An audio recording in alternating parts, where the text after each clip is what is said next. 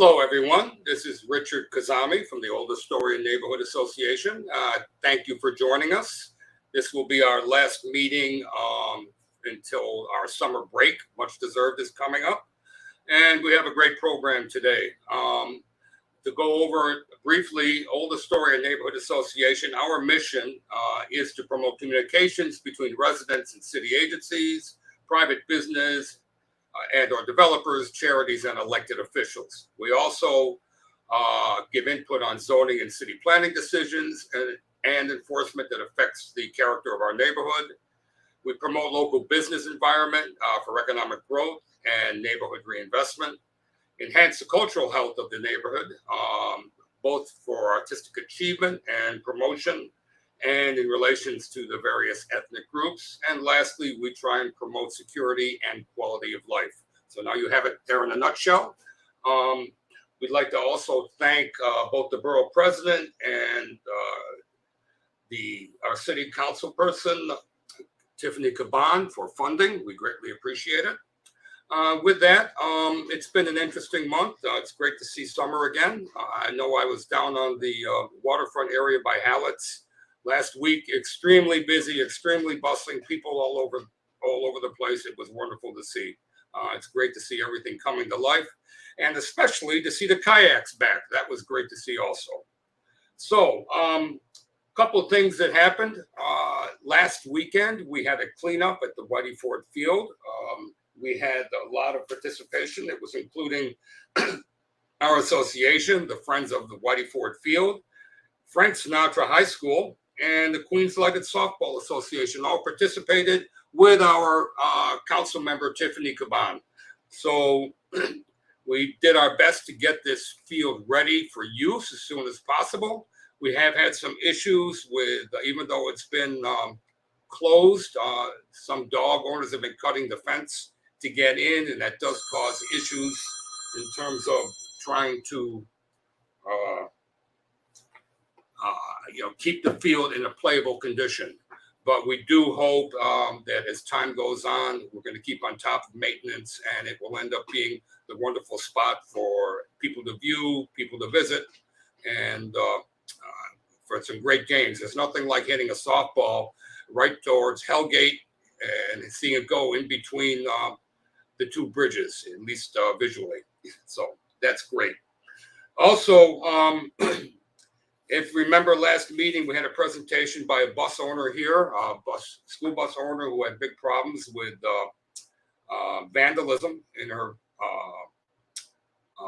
facility, and to the point where it's also becoming an existential threat, which is what we hate to see. There's a recent program, which I won't go into in detail, but we're going to post the link to it in the chat if you're interested in seeing it. This was put together by the district attorney's office as a way to try and be able to deal with problems like this. So we're looking for progress on it. Everybody's rights must be maintained, but we also need to maintain the right of businesses, particularly small businesses, to do their business in a secure fashion.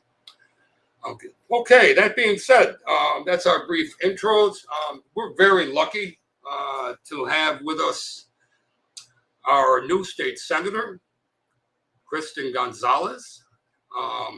And if I'd like to bring her up if possible, it's great to see her again.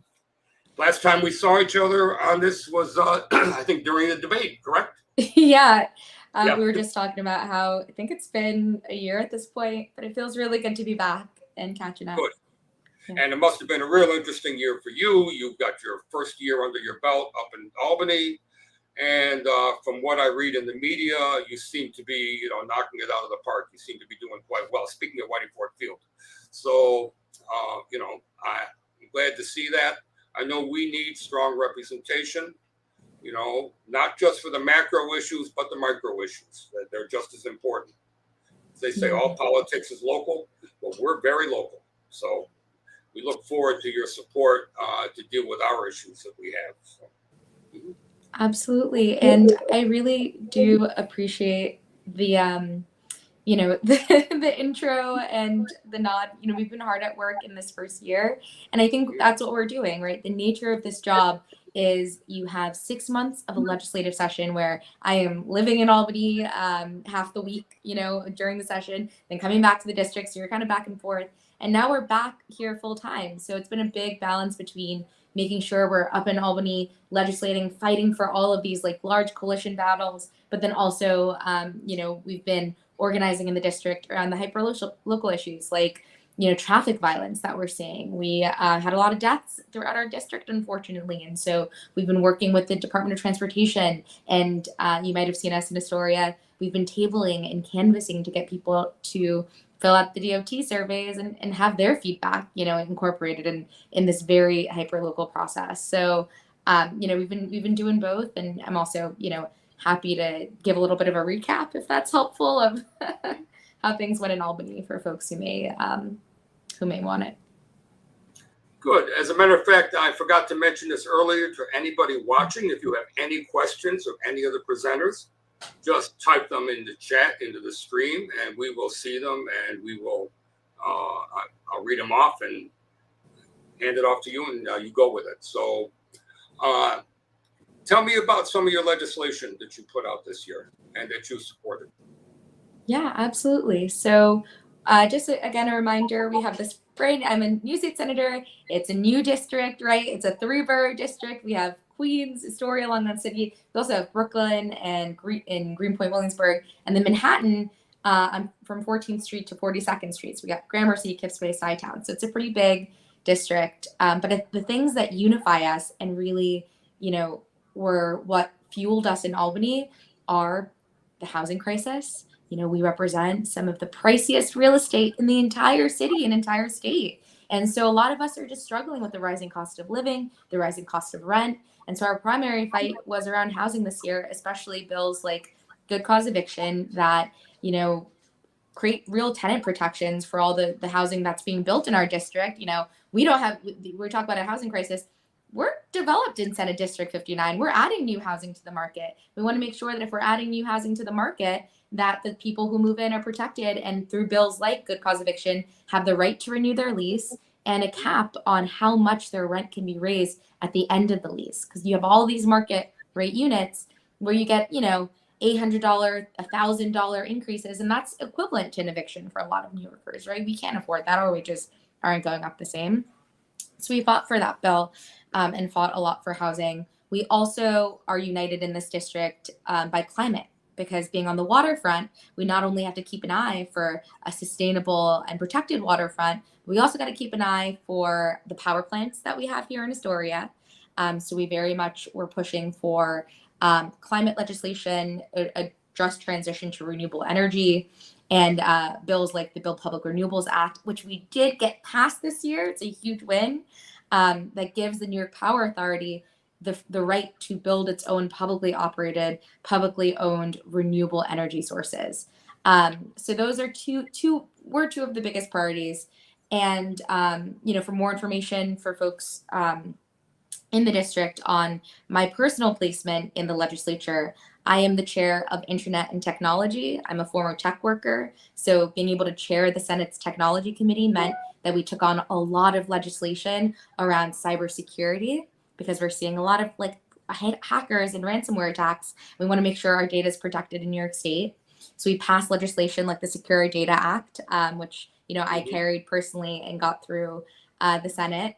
We carried legislation around privacy, and ensuring that we have multi-factor authentication. That basically means that when you're logging in, it's a little safer because there's a multi-step process to log in.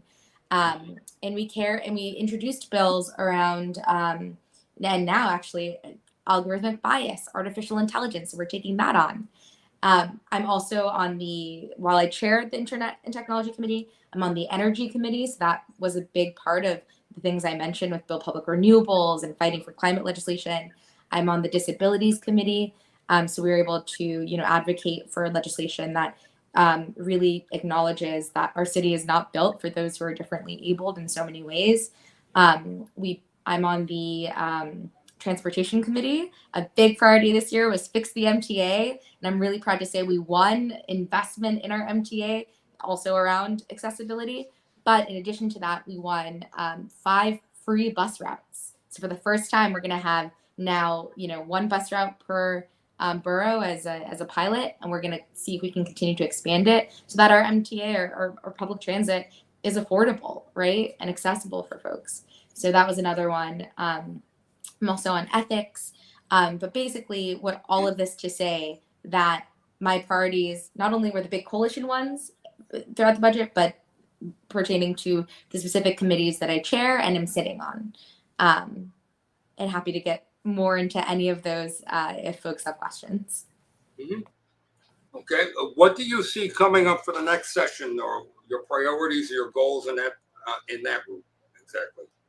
Do you have any ideas on what you want to work on and what kind of input you're looking for from the community now to go ahead? Are you having any events like town halls or anything like that where you can do outreach?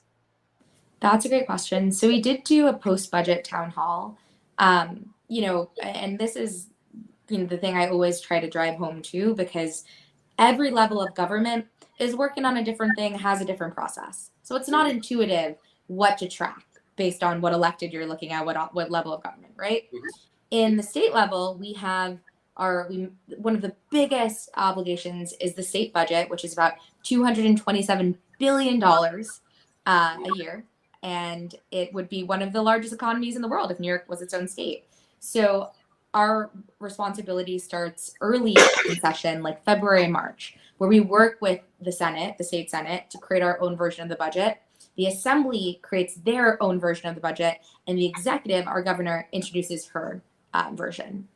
And in order to get our priorities represented, we need to make sure, and this is what I did this year, we made sure that housing legislation we talked about was in the one house budget, right? We made sure the climate legislation was there. We made sure the MTA legislation was there.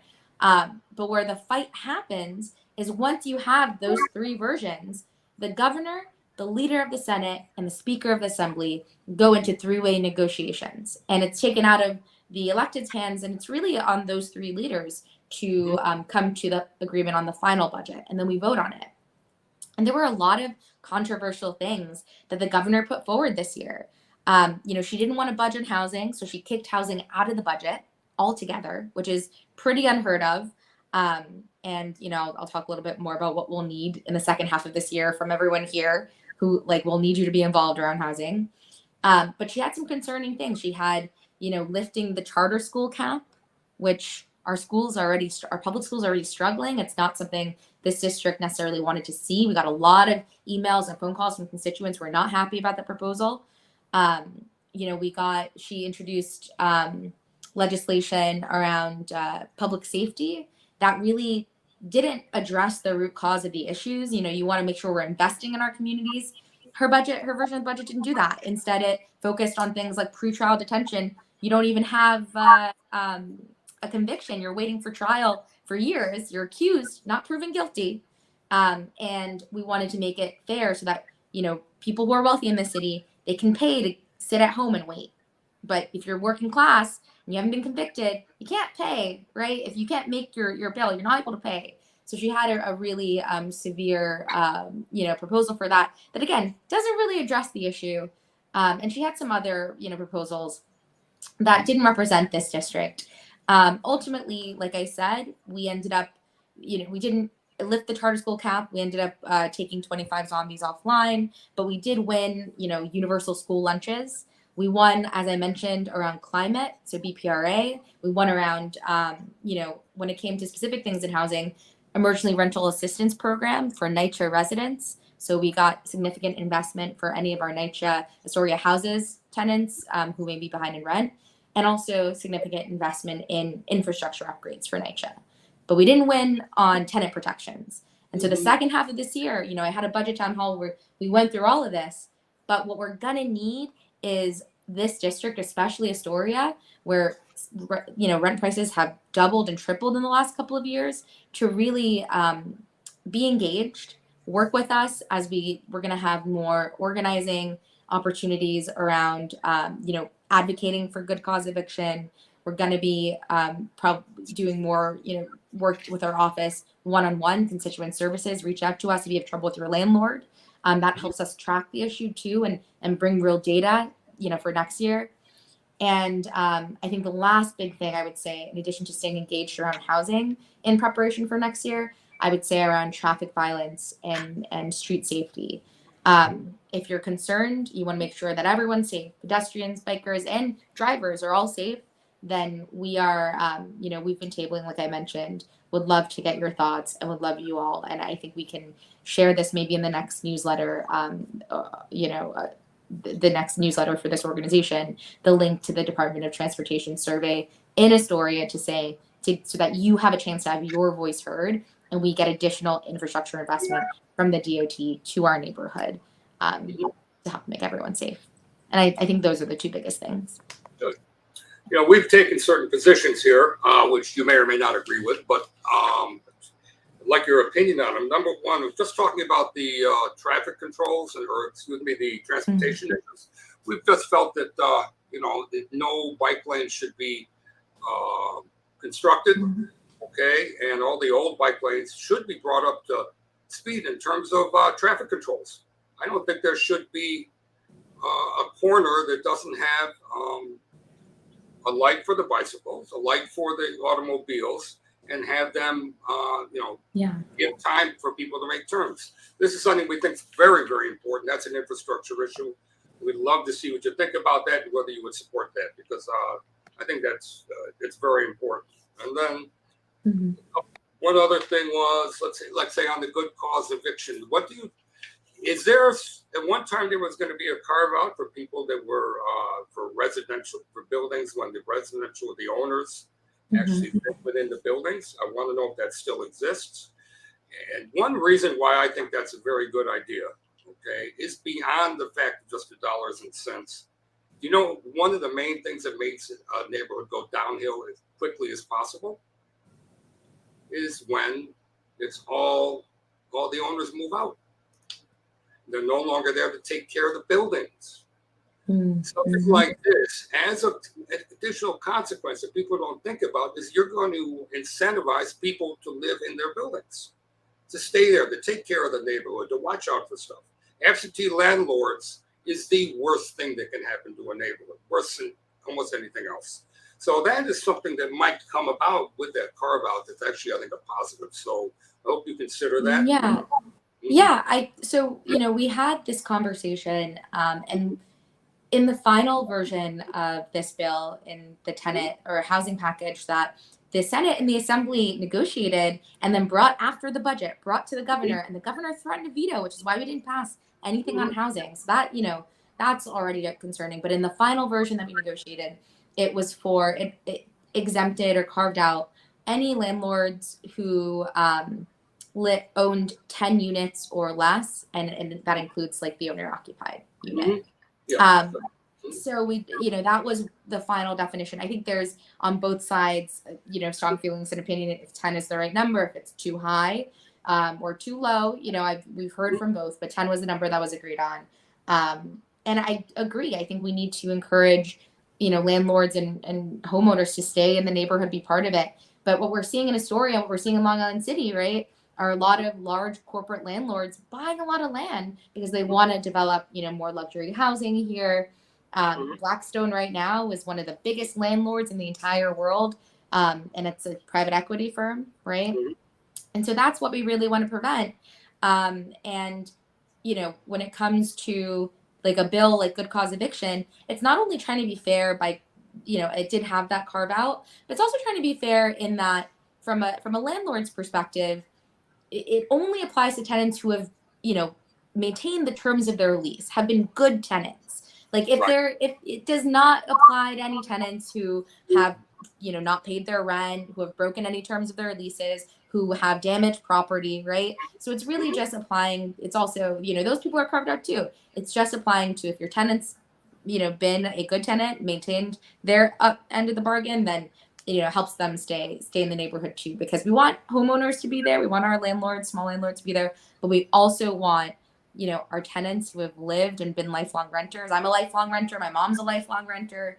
We want us to be able to stay in the neighborhood too, because, we help build that fabric. But right now, people are getting priced out. And so that also is impacting the quality of our ability to be able to build this community up and keep it, strong. One other thing, one other question on housing is, what do you think of the counties like Long Island and upstate and everything who refuse to participate in the affordable housing, refuse the zoning changes that the governor did try and put through? I think there is something called a fairness doctrine, which I'm well aware of, because the area of Old Astoria has always been on the wrong side of that issue, because we're redlined. So many public facilities and things always came into our neighborhood, but they never went out to Douglaston. They never went out to Forest Hills and places like that. So this is a similar scenario, only it's statewide. And I don't know if something could be done about that. It's frankly unconscionable to me. It's something that's very unfair. Everybody has to pull their weight. It's the same thing, I guess, with the crisis for the asylum seekers. Where again they're just leaving it to us. That's not right. Anyway, that was my 2 cents. Yeah, no, I agree. It's actually, that type of redlining and exclusionary zoning is part of a racist history in this state. And so we need to push the suburbs and Long Island City, or upstate and Long Island, to build more affordable housing. And I think, the governor's plan had that mandate, but got a lot of pushback there too. It's the same people who are against tenant protections who also do not want to do their share. So we're fighting the battle on both sides. And I think it's a good thing, to mention, but also a good thing for everyone here to be aware of, because that's why we've got to keep lobbying the governor too, that she has to, we have to hold these areas accountable. And next year when we come back for housing, that's still got to be part of the plan. I think we're worried that something like that will fall out because of the pushback, but we got to organize it back in. So I'm glad you brought that up. Okay, good. One other last thing that we came up with that we were discussing was the problem with places like Rikers Island and our justice system. To us, the bottleneck is the courts. Yeah. At the end of the day, it's not about, if you have turnover, if somebody is arrested and they immediately go to court and they're either exonerated or they go to jail, one way or the other, but they're not sitting in a facility like Rikers Island for years, and this is simply because of the court system. So what can be done? You wouldn't need to. You worry about the population in Rikers Island. The easiest way to reduce it is to cut the stay to a week for everybody. So why aren't we building more courts? Why aren't we electing more judges? I mean, that to me, why aren't we funding the public defenders the way we should? That's ridiculous, frankly, as far as I'm concerned. And so I don't know if that's ever brought up, in Albany, but I do think that to me or to us, it's really, in a nutshell, it's the most important aspect of the whole issue. Yeah, 100%. I visited Rikers this year. I was talking to some of the incarcerated folks there, some of the, corrections officers, and I asked, what's the longest you've seen someone here waiting trial? Longest they saw was 6 years. 6 years sitting in Rikers and not ever convicted of a crime, right? That is remarkable and unacceptable. And the day after I left, I also, once again, was reinforced about how poor the conditions are at Rikers Island, because there was a massive fire, and even 2 of the incarcerated folks that we had personally seen as elected officials were harmed. They ended up in the infirmary because of it. So, it's not the safest place. We're not investing in our courts. And I think that's one of the biggest things we talked about is, if you want a more just system, invest in the courts, invest in our public defenders. We did put a little bit more money this year, but certainly not enough. And then also, we've been organizing in Astoria. We do want to see Rikers close. It's not getting, even the people working there said, we're not getting the investment we need. We're expecting to close. We're supposed to be closing, so we're not upgrading things. So now you have an even less safe environment than how people are, being subjected to. And so it was remarkable to me that instead of fixing the courts, all of that, instead, the governor was really focusing on actually increasing the population of people waiting for pretrial in pretrial detention. Again, that is not what we need. That is not going to solve the issue.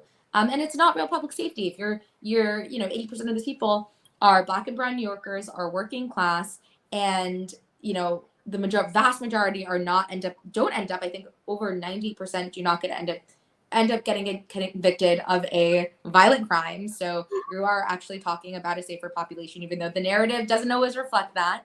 And those are people whose lives are disrupted. They're losing their jobs. They're not paying rent, right? They're not able to go to school during that time. So it's also a public safety issue if you think about it, because Black and brown working class New Yorkers have their lives, and more of them because of, this year's budget, getting disrupted, and then not able to, come back and integrate back into society. It's incredibly disruptive. It puts us at a disadvantage. And so I'd love to see real public safety by investing in our communities and our courts.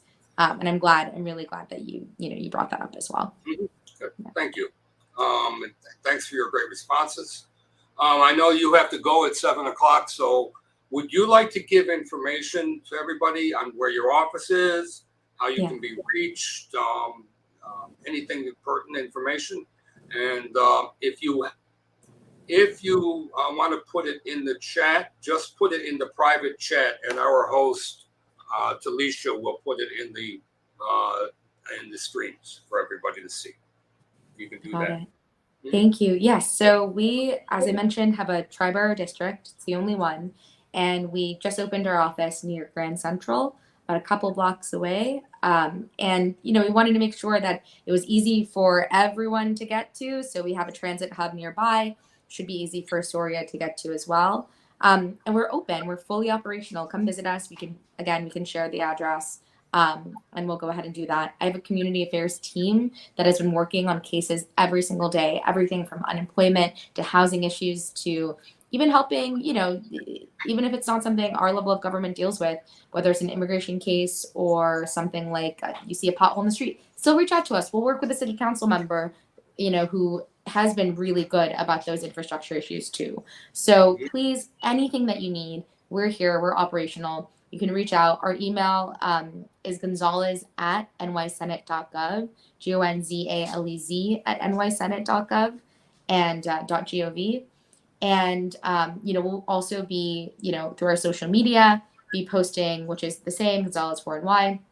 We'll be posting about our events, posting about community actions that are happening around some of the issues we talked about. So, we also have a newsletter. You can sign up for that. There are a lot of ways to stay involved, a lot of ways to stay engaged. And I really do hope, if you have any questions, you reach out to us. But I hope to see the folks who are tuned in today in the community this year. And again, I just want to thank you for the time and space to come and update you all, because we have been working on some important issues.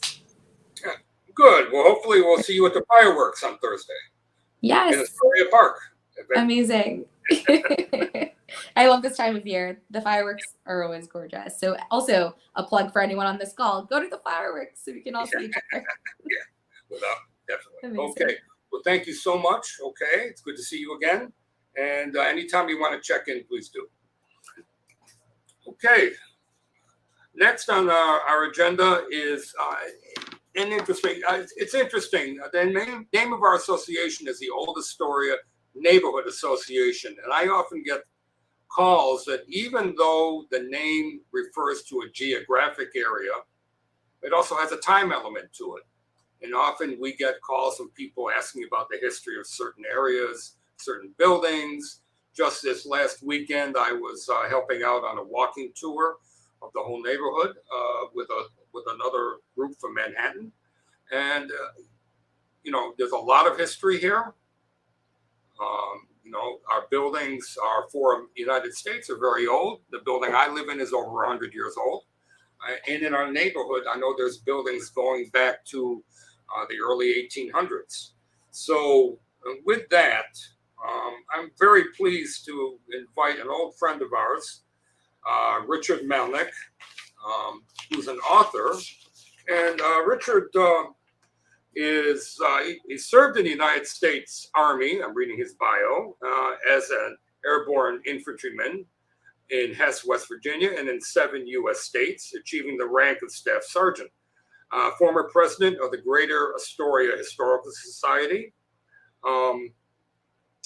And he's a licensed New York State sightseeing guide. Yes, okay. And Richard he works as a night doorman in New York City, and in days he's working on history subjects. So he just recently finished a new book. If we can have here it is. Long Island City in 1776, a snapshot in time. So the revolution comes to Queens. We have a very long history here, like I said. So Richard, if you'd like to join us, that would be great. Yes, sir. How you doing? Hello, good evening. Thank you, Richard, and Old Astoria Neighborhood Association for allowing me to speak tonight. Mm-hmm. Good. So would you like to, I guess, start this with a little idea of why you wanted to write this book about a particular year, a particular time, in a particular place, and what was your inspiration? Okay, I had been on the board with the Greater Astoria Historical Society from 2003 to 2018. And like you said, I had been a sightseeing guide up until 2018. What I wanted to do was, formerly I was a jack of all trades, master of none, meaning I loved all history. I could watch something on Egypt and then as easily watch something about World War I. And as I'm getting a little older, I had realized about 10 years ago that I need to focus on something tangible and maybe write a book about something. So I did a lot of local research, and having been with the Greater Astoria Historical, I had been able to touch upon many facets of our local history dating back to the 1630s. So I chose the American Revolution because a lot of it happened right here during the peak year of the Revolution in New York, 1776. So that's why I chose that subject for my book. Yeah, great. If you'd like to give like a brief little overview of the book and what its progression of some of the main topics that you address.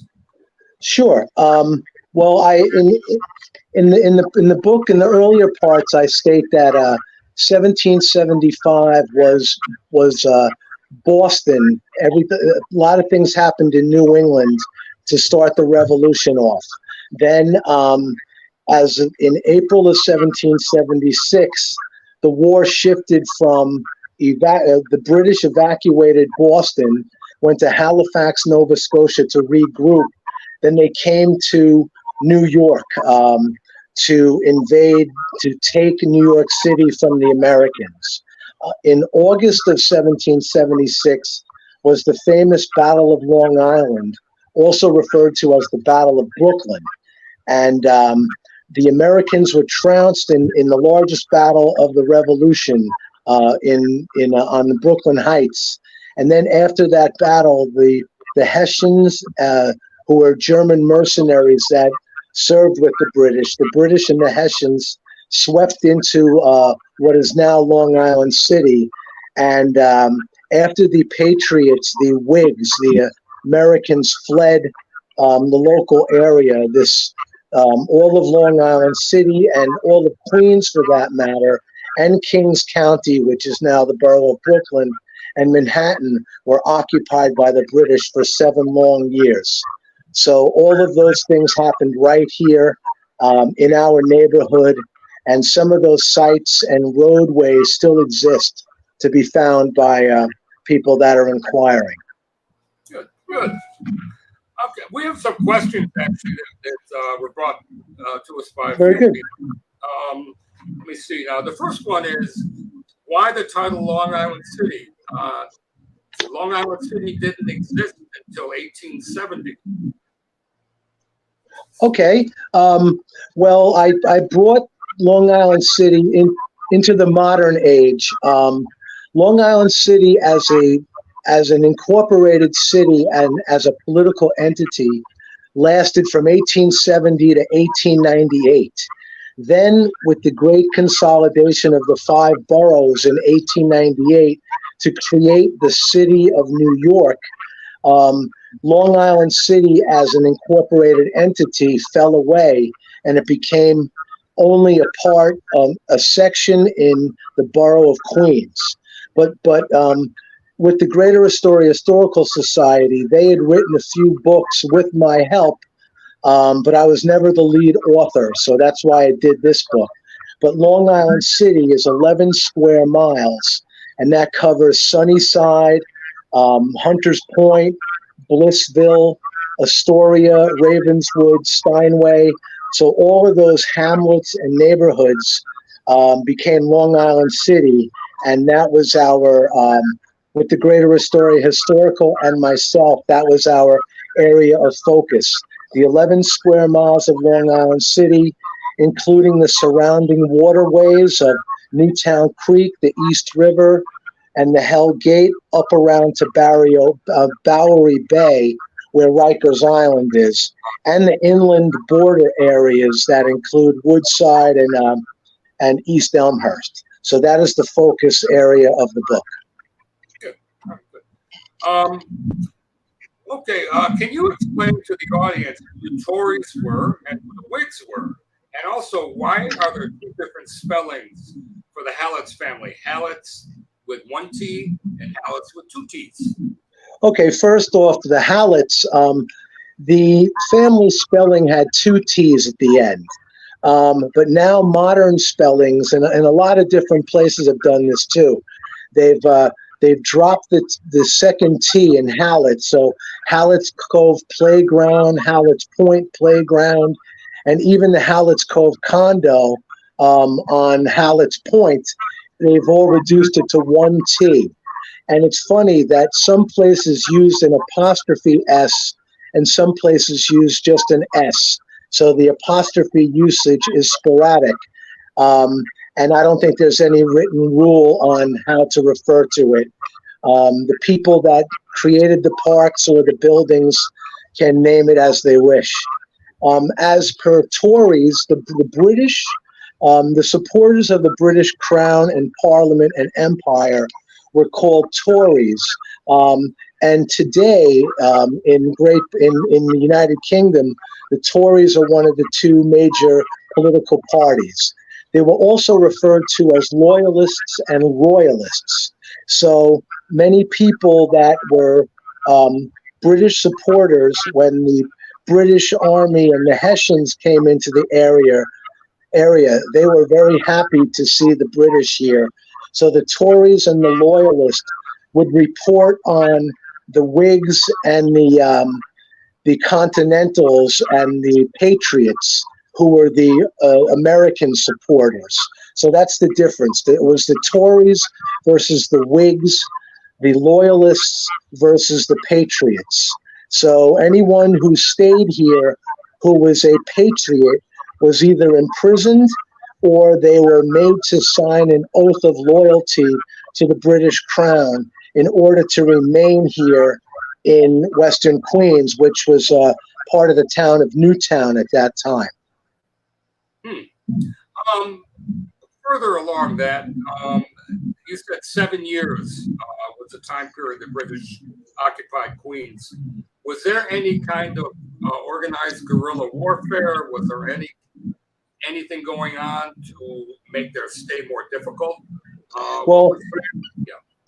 After the Battle of Long Island in August of 1776, and after the British and Hessians swept into Western Queens and occupied all of Queens for that matter, the British and Hessians massed on Newtown Creek, and they 4,000 troops strong in the first wave invaded Manhattan Island, which was called New York Island or York Island at that time, on September 15th, 1776. And they invaded New York Island. Washington and his army had to flee north. And by November of 1776, there were no Americans or patriots on Manhattan Island or in Queens County or in Kings County. So the area was fully occupied from, say, August, September of 1776 until the Peace of Paris was signed in 1783, and the British didn't evacuate New York City until November of 1783. And as to your question, the area was fully occupied, and there were up to 36,000 British troops rotating in and out of New York City and Queens to fight elsewhere. So no, there was no guerrilla warfare here. This area was completely British, completely Tory for 7 full years. Another question. We understand the burnings of Vernon Boulevard were aligned with the colonialists. And who exactly was Vernon? Well, there were two Vernon brothers. I don't remember their first names. They were from Rhode Island. They lived in, I think they lived in Newport, Rhode Island. And after the 1773 Boston Tea Party, Ebenezer Stevens, who took part in the Boston Tea Party, had to flee Boston, and he was harbored by the Vernons on Rhode Island. Ebenezer Stevens, who ended up being a commander of artillery at the Battle of Saratoga in 1777 and served up until the Battle of Yorktown in 1781, he later lived in Astoria from 1797 until his death in 1823. And then General Stevens was instrumental in naming some of the local streets. And the main avenue along the East River throughout the full length of Long Island City from Newtown Creek all the way up to Old Bowery Road, which is about near where the Paletti Power Plant is now, was named Vernon Avenue and then Vernon Boulevard in modern times. So Vernon will be discussed in my second book, which will come out in 2 to 3 years to bring us into the modern age, from the Revolution to the modern age. Ah, interesting. Good. What other interesting facts? I know that it's not part of this book, but I know that while we have a ferry now, for quite a while there was a ferry on Hallett's Peninsula, ferry terminal. What do you know about that? Yeah, and back in 1753, Jacob Blackwell, who Blackwell's Island is named after, now that's Roosevelt Island, and I think one other famous local citizen whose name is escaping me, they opened a tidal grist mill and a ferry in the 1750s at Hallett's Cove. Then when the British occupied the area, the ferry was in full use, shipping troops to and from Manhattan Island back and forth to Queens. Also, during the Revolution, there was a tidal grist mill on the Sunswick Creek, right about where Socrates Sculpture Park is now. There was a causeway which allowed tidal water to come in and flood a tidal pond to the east of Vernon Boulevard. And the tidal grist mill was right in that area. And it was very heavily used by the British and Hessians to feed all the occupying troops. There were also tidal grist mills on the Dutch Kills, which came off of Newtown Creek, and around the top of Long Island City in Bowery Bay, where Jackson Mill Creek and where LaGuardia Airport is now. So tidal grist mills were very important to feeding a large occupying force. I just wanted to add that I have some credibility in this matter, not only being a seasoned historian with the Greater Astoria Historical, but I was in the army in West Germany, and I was stationed in the state of Hessen for 3 years on a post where I trained on a post where Hessian soldiers trained with for the British to fight in the American Revolution. And conversely, Hessian troops were stationed in the future Long Island City, right in areas where we all live in this area. And I've also kayaked on the East River about 40 times, and I've kayaked through the Hell Gate 10 times. So that gave me river cred in terms of being able to discuss British warships on the East River and Through the Hell Gate. So essentially, this book was right down my alley because there are three facets to my life which enable me to write well about this topic. Good. Well, great. I got two other questions, and they're a little off topic on the book, but they're Okay. sort of folk tales for Astoria. Number one, what's the story behind the tunnels from the houses on 12th Street going to the river in the basements? I have seen one of them myself, so I know they exist.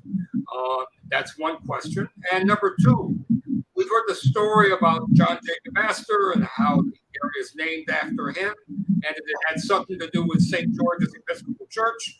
I wondered if you could go over that a little bit for our listeners. Okay, in terms of John Jacob Astor, he was the wealthiest man in New York City in the 1830s, 20s, 30s, 40s. I think he died in 1848. I'm not sure on that. Stephen Halsey, who is considered the father of Astoria, he petitioned John Jacob Astor.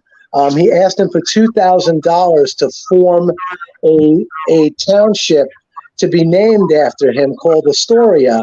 And John Jacob Astor gave Stephen Halsey only $500, and he named it after him anyway. And at the Greater Astoria, we believe that we're pretty sure that John Jacob Astor never set foot in his namesake town of Astoria. And there's also an Astoria, Oregon, which was founded as far back as 1811 as a beaver pelt and an animal pelt trading post on the Pacific. So there was an Astoria, Oregon, and an Astoria in Queens. And what was the other question? The tunnels from 12th Street to the river. Oh, yeah.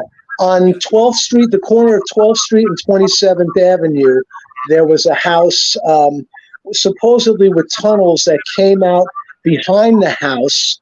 One of my historian colleagues had said some of the tunnels were probably used for bringing in goods and supplies into the house, so the occupants of the wealthy occupants of some of the houses would not have to see or deal with the servants or the people bringing in the materials. Also, there are some stories about some of the tunnels being part of the Underground Railroad for slaves for slaves to escape and for slaves to come here and be free. But I'm waiting for another historian to nail that down for us and myself, because I've not found solid concrete evidence as to that. But it would be interesting for a younger, more motivated historian to find that out for myself and for all of Astoria. And I know that I've been in that house, and I have actually in the basement seen the entrance to those tunnels. So, wow. Yes, yeah. Well, so, one day you'll get me into that house, and I'll take a look. Thank you. If it ends up for sale. Anyways, listen, thank you so much. It's great to have your presentation. And everyone, why don't you mention how people can get a copy of the book?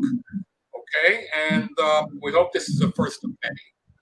And yes, also, in the private chat, please put down anything that you may have in terms of helping people to access the book, and we'll put it on the screen. Understood. The book was a labor of love.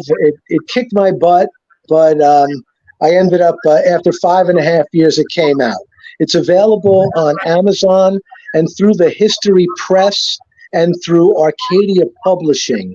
And it should be on sale in Barnes & Noble, and I'll be doing a couple of talks, which I'll mention on the chat page. And once again, thank you, Richard, for a fine interview. Okay, thank you. From one Richard to another. Okay, thank you. Okay, great. Okay. One of my, in the work I've done for the community, I spent 11 years as the chair of the Parks Committee and the Community Board 1, and I've worked closely with parks over the years. And I've worked with a lot of great commissioners, for many years with Dowdy Lewandowski, and we accomplished a lot. The capital projects and everything, particularly over the last 10 years, is phenomenal. There's hardly a park in our area that hasn't been renovated. Now the mantle is being passed to a new commissioner, okay? And we'd like to invite up Queens Parks Commissioner, newly installed, Jackie Langsam. Hi, good evening. Thank you, Richard. And by the way, Mr. Melnick, Park uses one T for Hallets. I'm really going to have to look into that and find out, from through our archives, whether or not we're spelling it correctly or not. But anyway, as Richard mentioned, my name is Jackie Langsam, and I am the Queens Parks Commissioner. For those of you who might not know me, I'd like to share a little bit about myself. I was born and raised in Queens, and I've worked for parks in Queens since 1983. I've held many different positions at parks since the start of my 40-year career. My most recent position before taking on my role as the commissioner was Queens Chief of Operations, which I held for over 20 years. And I oversaw all the maintenance and operations for the borough's 7,700 acres of parkland. So I may be new in my current title, but I am quite familiar with Queens Parks. Tonight, I'm going to share with you some overall agency initiatives. I'm going to provide you with some specific updates to the Story community, and that'll include capital. I'll give you some information on events, and then we'll go from there. So some of you may have heard that on June 9th, Parks Commissioner Sue Donahue kicked off our new Let's Green New York City campaign with the Mayor Adams, and the cast of the Broadway musical Wicked. Let's Green NYC aims to expand engagement opportunities by encouraging volunteerism in parks throughout the city. The goal is to bring the benefits of stewardship to our communities and to the health and well-being of all of our park users. Volunteers really do make a tremendous difference in the care and protection of our green spaces. And we are very fortunate to have several extraordinary groups like your own, Richard, who embody the spirit of service. This past spring, Partnerships for Parks hosted 7 volunteer events at several local parks and playgrounds. We do have our Partnerships for Parks person on with us. So if there are any questions, we can also put those in the chat for partnerships. I'd also like to highlight our second great tree search. It's now underway in the city. New York Parks is once again, we're asking New Yorkers to identify trees of notable distinction. That could be the size, the species, historic significance, whatever you think. We are accepting nominations through July 15th. And all of these things that I'm going to reference, you can find on our website at www.parks.nyc.gov. Anyway, moving on, let's talk about some upcoming events in the community. We have, in keeping with the Astoria tradition, with the Central Astoria Local Development Corporation, with support from Council Member Tiffany Caban, we will have the fireworks at Astoria. That's on the 29th, and we're looking forward to it, and I'll see you all there. Additionally, we have the Met Opera at Socrates on June 28th. We have the Queensboro Dance Festival, which will be held at Athens Square on the 15th of July and at Queensbridge on September 3rd. We have National Night Out on August 1st, and that'll be at Ravenswood Playgrounds and at Astoria Park. We also, as I heard from Richard before coming to speak with you, that you were interested in some youth programs. We have Kids in Motion program at Astoria Heights Playground. That's Tuesday to Saturday, 10 to 6.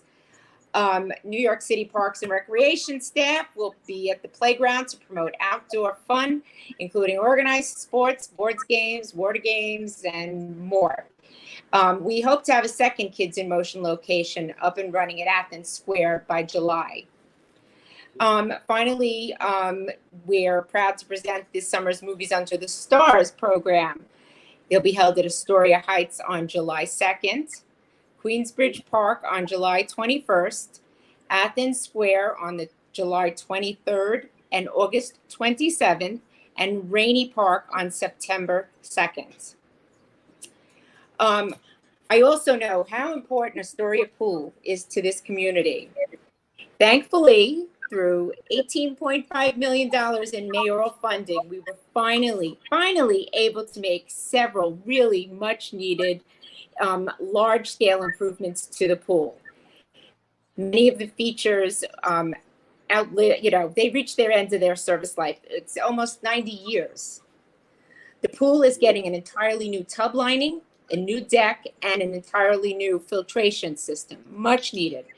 We are going to work as quickly and as efficiently as possible. I actually did a tour recently.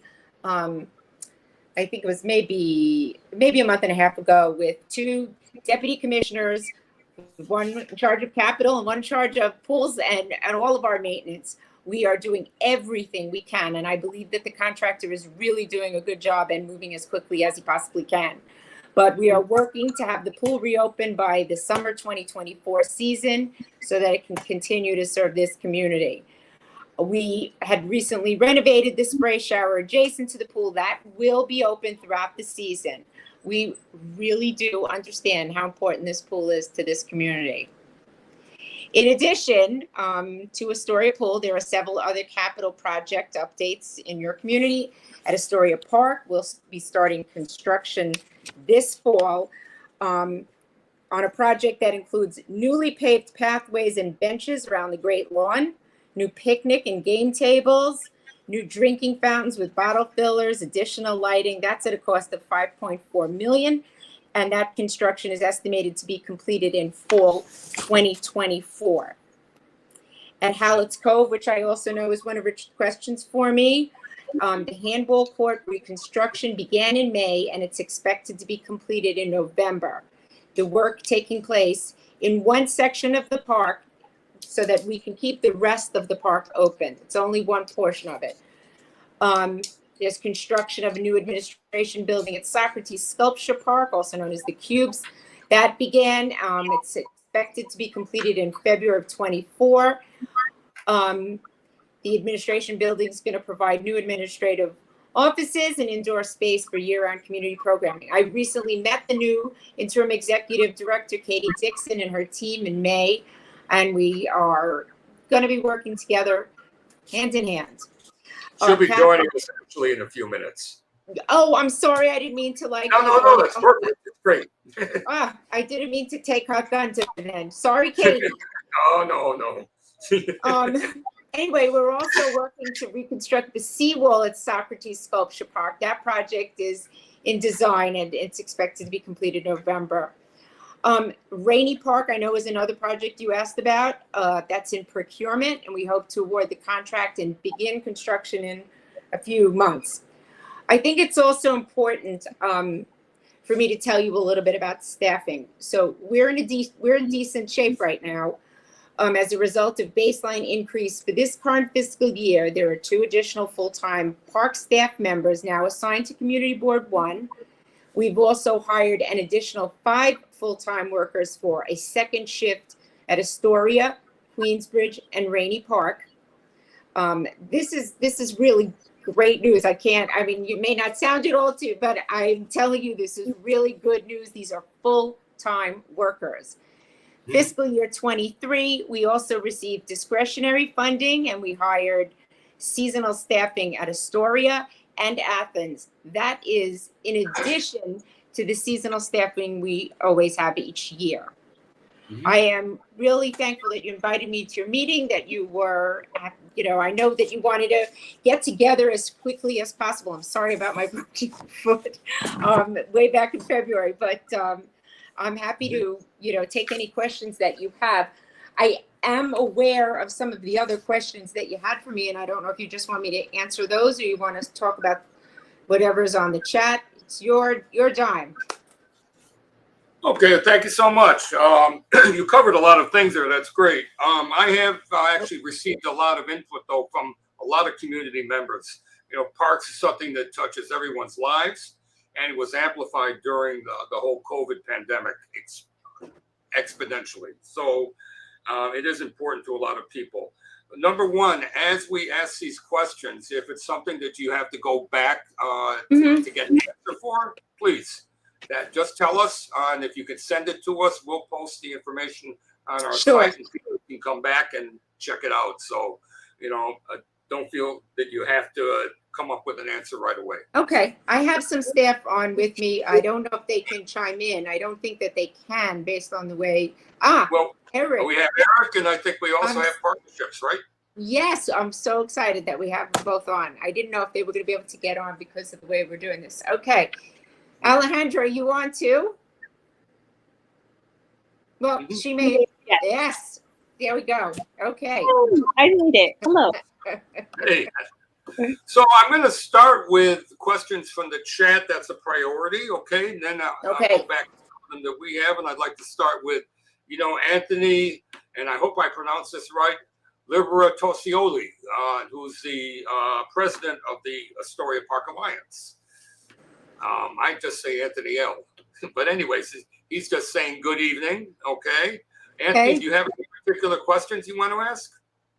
Type them in.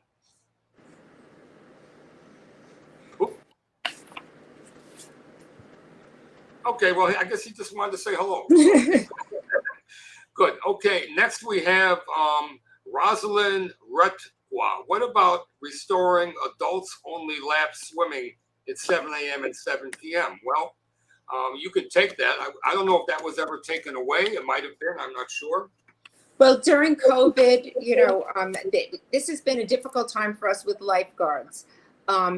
I am praying that by the time we're ready to open Astoria Pool, that we have a greater contingent of them, but we will address that when we get to it.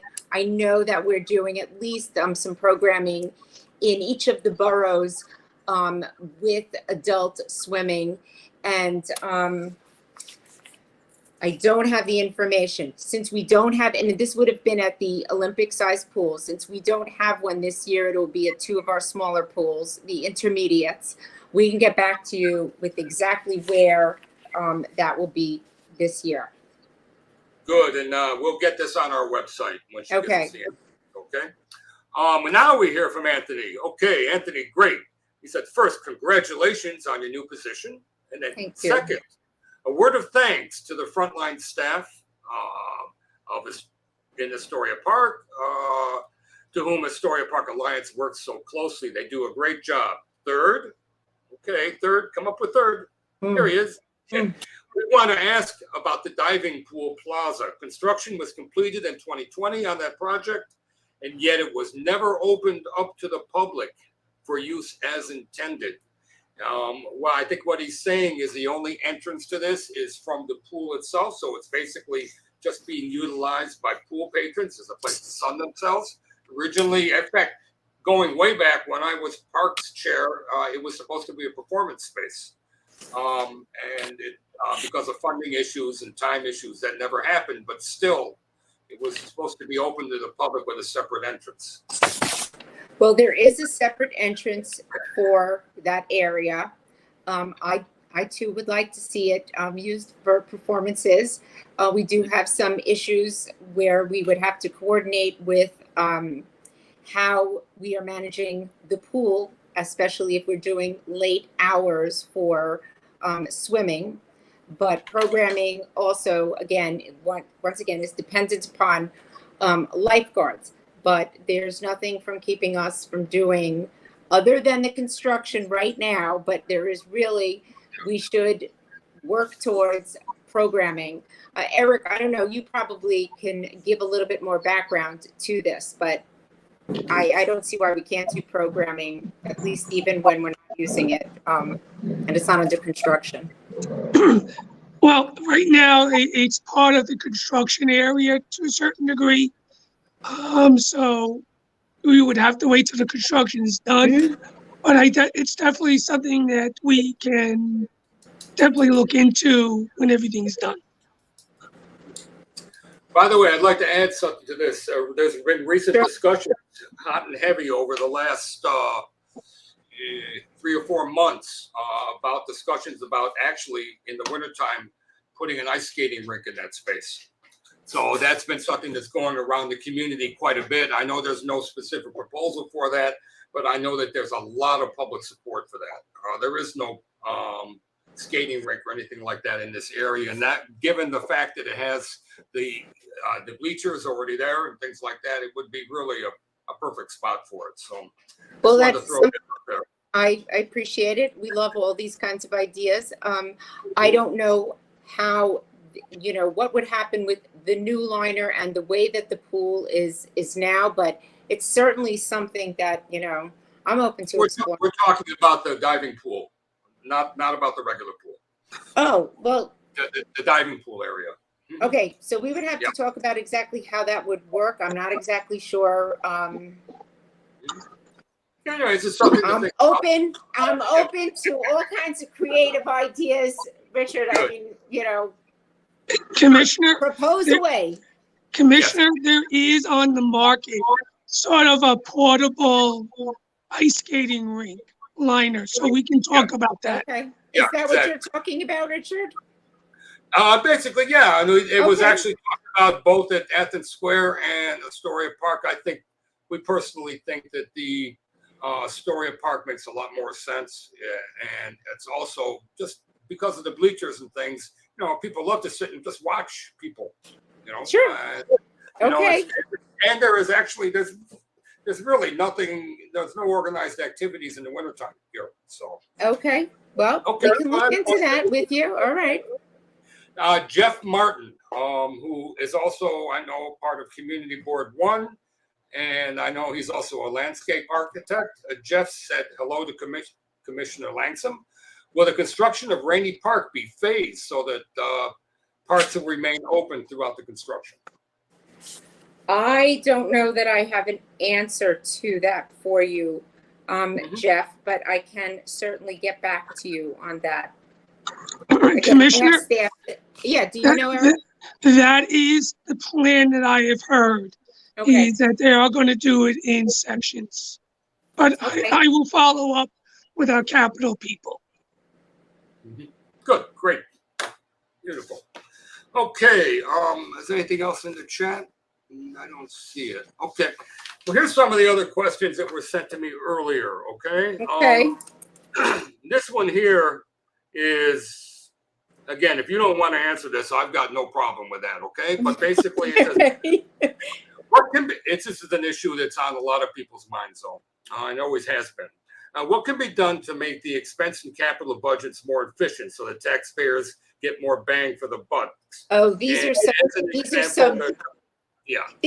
big questions. You did send them.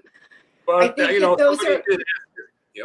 I mean, somebody's actually, as an example, they're discussing the cost of a comfort station in a park, which Right. people consider Well, mind-boggling. Actually, I can tell you that the mayor's office is working. It is not just the capital process for us. I mean, and they are doing everything that they can to streamline. I think that Parks has actually done a good job at this, and frankly, in some ways, some things are taking us a little bit longer due to other regulations and other permits that we now have to get from DEP and things like that. So the time frame for sure is taking a longer time. Unfortunately, also after COVID, materials and the cost of building has just skyrocketed, and so have materials. Getting steel, wood, I do understand what the question you're asking, and we are working to see what we can do. Now, I do understand also what you're asking about a comfort station. We're looking into other ways in your area. We are putting in the only Portland Loo that's going in Queens is going in at Hoyt. And that's one of those prefabs, and we're going to see how that works for us and how that works for the community. Maintenance, usage, everything. And so that these are ways in which the Parks Department is looking to see if we can do things less expensively. But it's been a tough time for the past few years, and with increasing prices. Is there any, is there any use of design build, and would that help? Yes, we are doing our first design build. Off the top of my head, I don't even remember where it is. I can get back to you, but yes, we are working with That might- DDC on that. Yes. Okay, and one other thing on these big issues here was, has there ever been any thought towards creating trusts within capital budgets to help maintain a specific capital project? I don't think that I could speak to that. I don't know. I have been around a long time, but not, I don't think that I We're could. just putting little seeds of thoughts in your brain here. This is what we're doing. Actually. Okay, So, it's good. They're all ideas are good ideas. okay, and as far as the pool goes, beyond what you said before, there's been a question about a more holistic capital plan that would include things like the locker rooms and the decks. It's a shame that everything wasn't done at once, maybe with a large crew, so we don't have to shut it down again. No, I do Okay. get that. And I have to tell you, Astoria Pool is one of my, and I've been here a long time, one of my favorite, it's one of my favorite facilities. Astoria Park is one of my favorite parks. Mhm. And I mean, Eric can corroborate that for me. And, I want that locker room done so badly. I wanted it done for the pool, actually. But anyway, any help that the community can, offer up for us, we want to see the locker rooms done. We want to see it done right. We want it to be handicap accessible. It should be any and everything in keeping with the history of it, and it would be marvelous. And we've most everything else has been done already, and it's unfortunate that it wasn't, able to be done all together. But all we need is the decks on top. It would just be an incredible thing. I'm with you. I'm supportive. Anything that we can do together to community board one. I mean, we're all on board. Same team here. Yep, definitely. Okay. Next question was sprinklers and spray showers in the district. They're not all on. Is there a timeline for this? They did not give specific examples, but I guess some of them are not on. So I'm not sure. Well, they should all be on. Some of them operate manually. And we do have some new staff. So I'm going to let Eric answer this. The only one that I know that is currently out of service awaiting repairs is the one at Athens Square, which should be done shortly. But Eric, if you have some other information that I don't, please jump in. No, you summed it up perfectly. If somebody on the chat has a specific issue with one, please let us know. Please do, yeah, definitely. Okay. Status of the field house at the south end of Queensbridge Park. Is the meeting room accessible and available to community groups? So Alejandra, is this something that you can answer? Is this Sarah Bruno that needs to? Sorry, can you repeat the question? My internet is a little rough right now.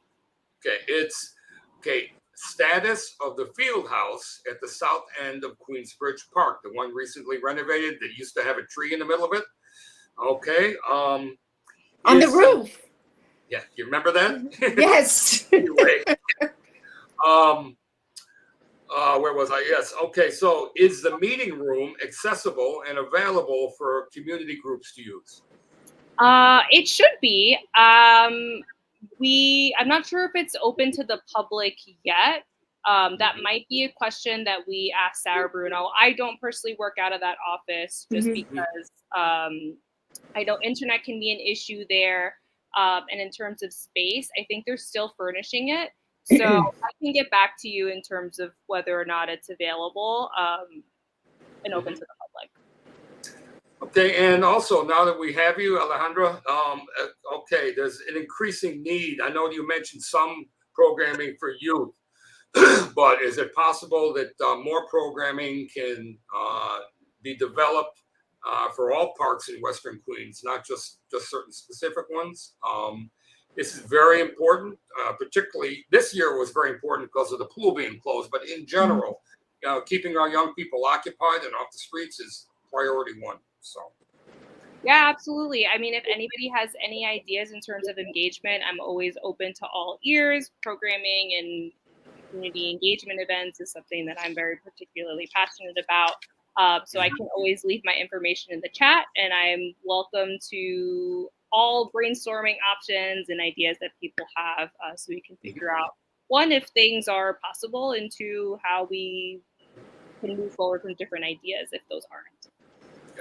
Richard, I'd also suggest, I mean, the council members have been really good about giving us discretionary funding. So if they're, if there's something in particular at a particular playground that we're looking for, or the community is looking for, they've really been, terrific about helping us to help with those, kinds of things. And they do give money for our recreation activities. So this is why we're doing this here. Even if you don't have specifics, we're also letting the public know. So great. We're looking for that, whether it's parks or the community board or our association. We're definitely looking for information.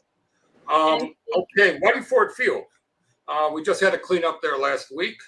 It was successful, but there's a few issues that have been going on. One of them, in terms of maintenance, has been about the dogs and the dog waste, which has been a problem. People have actually been breaking into the fences to let their dogs run free, and it was closed up, and then it was broken in, and then it was reported by someone else a couple days ago that the gate was open, and then the people were letting their dogs run in there after we'd done the cleanup.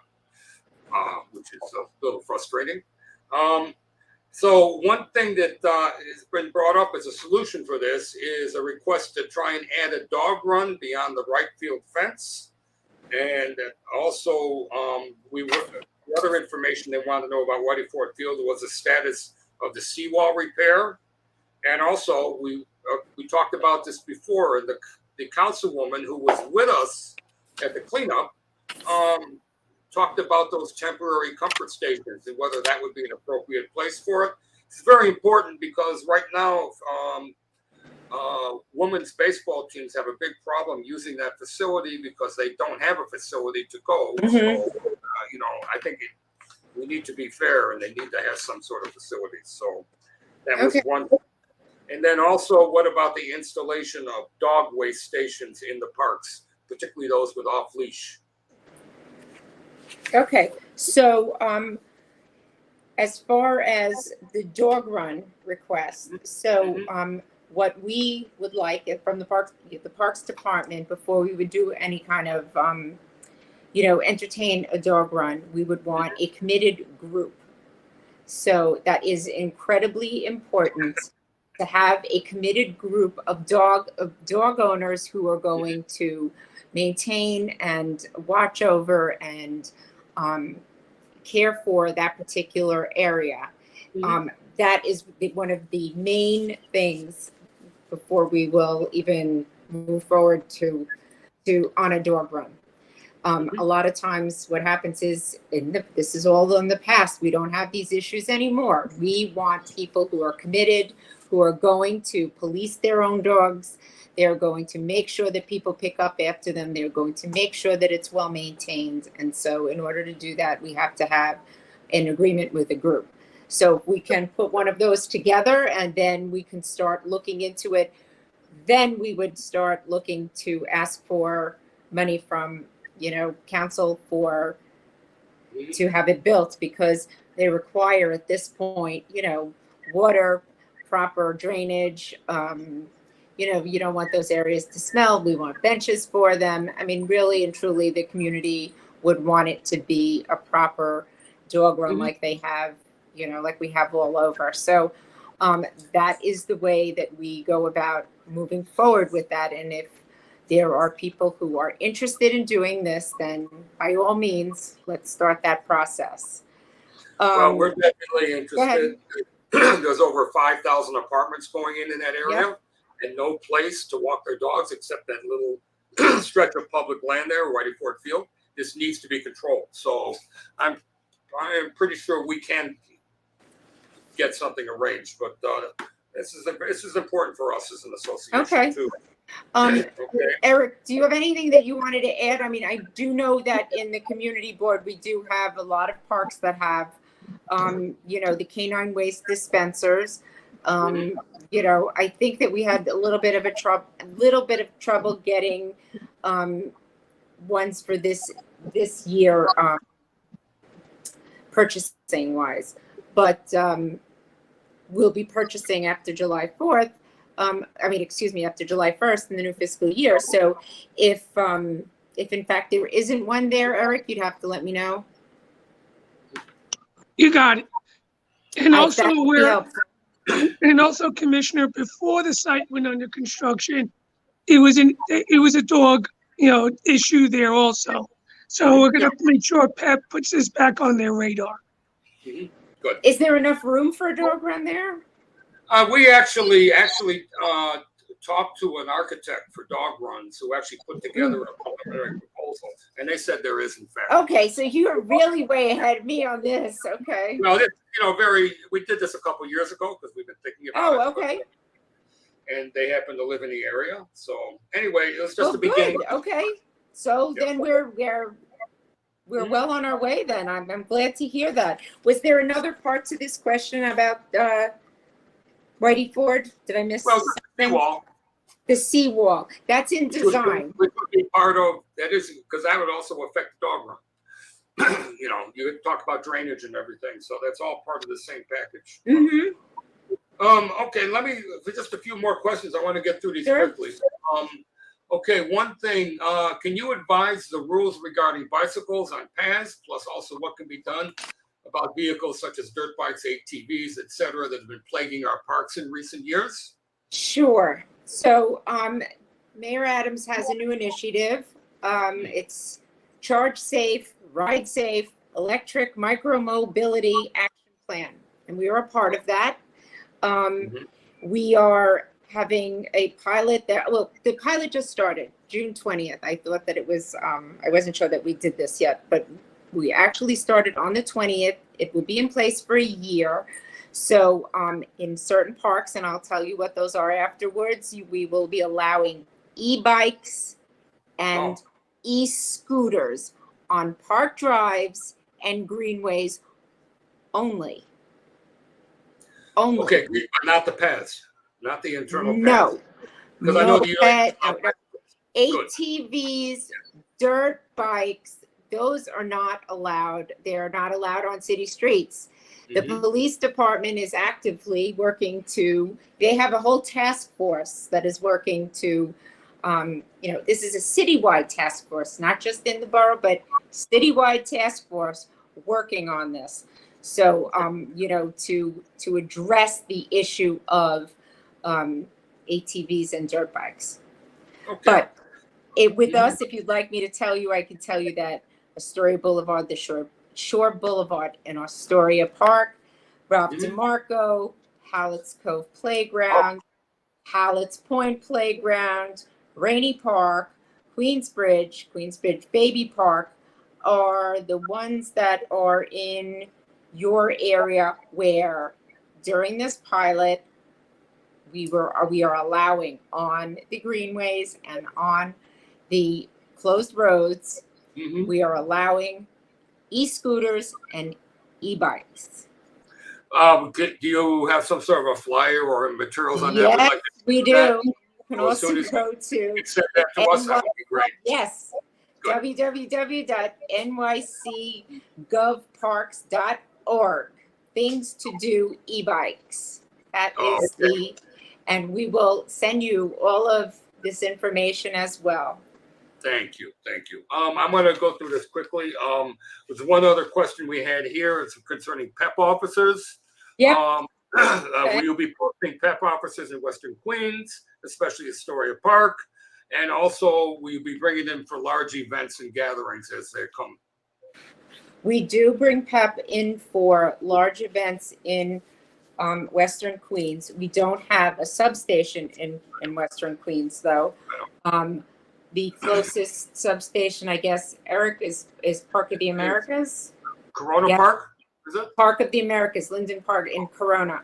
Yeah. That's the closest substation, but still PEP does patrol your areas. And if there are specific issues, you let us know, you let Eric know, and we will request PEP assistance. We don't have, though, PEP specifically assigned to any of the parks in Western Queens. Okay, let me go through the chat. Okay, Anthony. Okay, from Astoria Park Alliance. Here's some questions. Wood Tree Playground is one of the few parks that has never been redone. No capital plans. Any plans for capital improvements? Eric, can you help out there while I? I believe the basketball courts have funding, and I thought we got funding for the playground, but I know there's definitely funding for the basketball courts. I am showing that the basketball court reconstruction is in procurement, pending legal reviews. I'm not showing anything about the playground, but we can follow up with you and make sure that you get anything current on that. Okay, the park spaces underneath RFK Triborough have all had the benefit in recent months of being covered with temporary underbridge surfacing, as the underbridge steel has been sandblasted and painted. This is amazing for the underbridge parks, as users are no longer stepping all over pigeon droppings, which I remember that. The pigeons have been displaced. How can we work to keep this underbridge parks, the Triborough Park, B, C, and D, or A, B, and C, I think, clean and usable? That's an interesting idea. Well, Right. I mean, one of the things that we just acquired was a power washer, so that we would not have to depend on a borough crew to clean the sidewalks. We'll be able to clean them more often. We also have asked, or will be asking, TBTA to see if they can do some type of bird netting like they did under the fire department substation underneath the highway. They did some type of combination netting and spikes. That's the MTA, right? And it does seem like it is working to a certain degree at that location. So it's something we would have to work with TBTA on. Good. Okay, good. The back. Oh, sorry. Go ahead. I'm saying that's a great answer. We should follow up with, and if you need me there for that, let me know. It's a good answer. Beautiful. Happy to help. Allison Lochran Lisberger, the bathrooms in Astoria Park are dirty and rarely have toilet paper. Would like to see them cleaned and stocked more often. Just Okay. for your information. We will get on top of that. Okay. And actually, they were talking about he just talked about the FDNY. So I think that's all the questions. Wow. Okay. Okay. You know what? You're starting off your term right. So Okay. we appreciate it. I'm surprised I didn't get all the forestry questions. Well, I did have it down here actually. If you have something put together, please do. I didn't want to. I can tell you a few things. What I can tell you is, do. I can tell you that we had 2,300 requests this fiscal year for just your community board. We did 187 in-house work orders that were completed. 47 were for hanging limbs removed, 38 downed limbs removed, 22 downed trees, 46 trees removed, 34 trees pruned, and 29 trees and stumps removed by contractor. We planted in the fall 148 trees and 166 in the spring. I'm not sure what other kinds of information we're in the for block pruning. Hold on, I'll tell you in. I think we're in it this year. I think it's our area this year. I think. I'll tell you in one. Oh, where is it? The next cycle is 6, and that, I'm going to send you the map because it would be hard for me to explain to you the borders because I'm looking at a map. I'm happy to do that though. I will send you a list of where this is for the next fiscal year we're going into. We did 1,172 trees in fiscal year 23. That was year 5 of the program. We're going into year 6 now, and I will send you the map so that you can see what the borders are. I mean, I can describe to you I think it'll be between. 6 or 7. I don't remember. Say it again? I think our district was 6 or 7. I'm trying to remember. Anyway. Well, again, this incorporates, now the next cycle is from 80, it's quite large. It goes all the way from 37th Street, 19th Avenue, 21st Avenue, Grand Central Parkway. I'm going to send you the map, okay? Best way of doing things so that you can see. One last quick question in terms of that. There was a program during de Blasio's administration where they were offering to repair all tree damaged sidewalks. Of course, I never really saw it really happen, but. Well, you did get some of your, I got that too. You got, you had, in fiscal year 22, you had 21 work orders, and in the next fiscal year, you had 24. So that is happening. Okay. It is happening. We definitely are in need of, we need to ramp up with contractors and all because that program is just, it's off the charts. People need it badly. And we have the money now for it. We just now need to put it into the contract. So, but I will say it does start with a 311 request, though. That's true. Yep. Mm-hmm. Yep. Okay. Well, listen, everyone. Thank you so much, Alejandra, Eric, Thank you Jackie. for having us. And thanks to everybody who asked questions. This is the beginning, hopefully, Jackie, of a long, strong relationship. Yes. Looking forward to, if anybody has any questions, please, there's their information. Did you put your information in the chat for contact? Sure. Okay.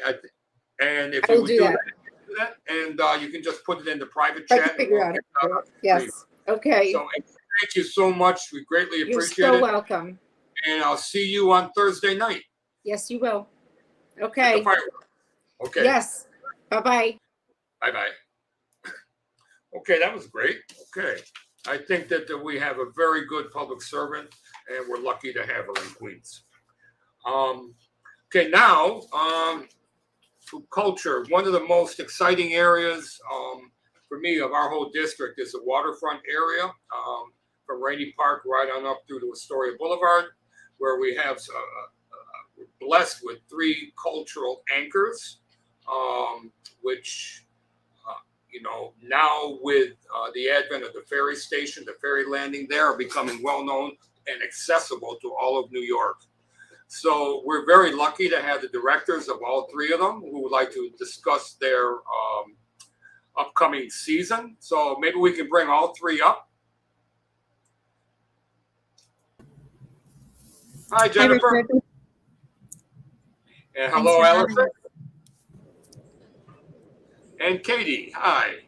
If you could each take a second and introduce yourselves and tell a little bit about what you do in your position and a little bit about your history, that would be great. Let's start with Jennifer. Okay. Hi, thanks for having me and all of us tonight. I am the interim director at the Noguchi Foundation and Garden Museum. We're known as the Noguchi Museum.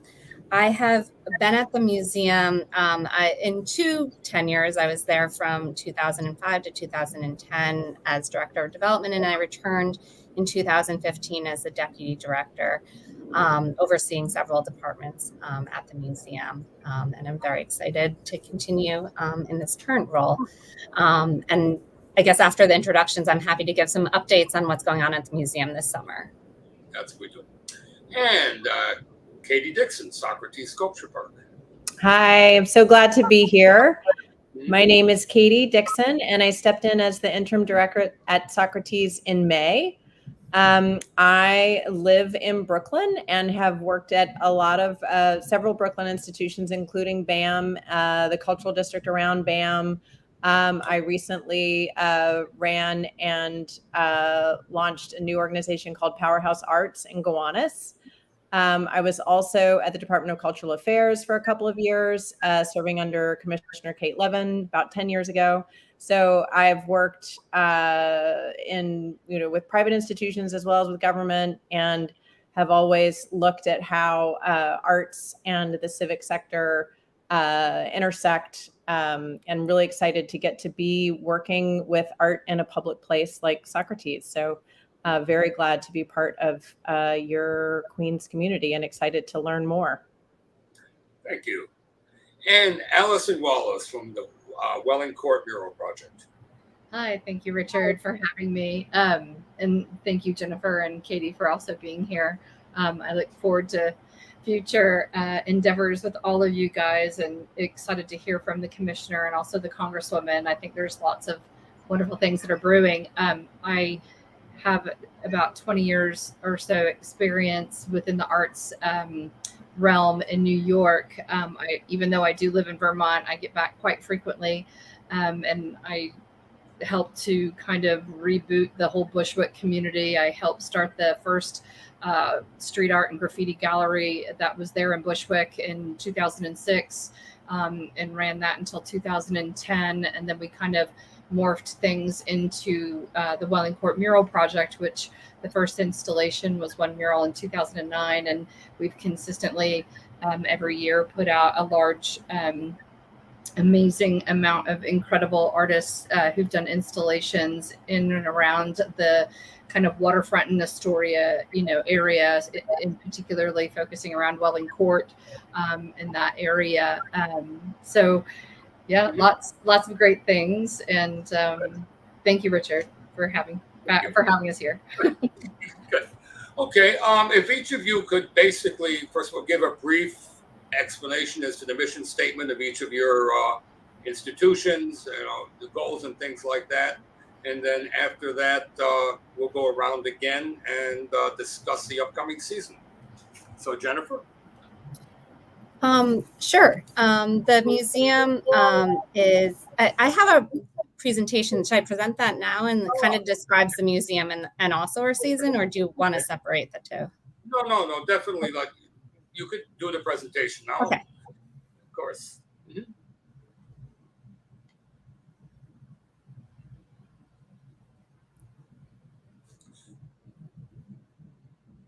Mm-hmm.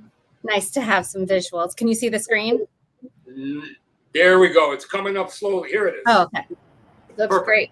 All right. So here we are, the Noguchi Museum. We're located, our visitor entrance is on 33rd Road between Vernon, which this is a view from Vernon, and 10th Street.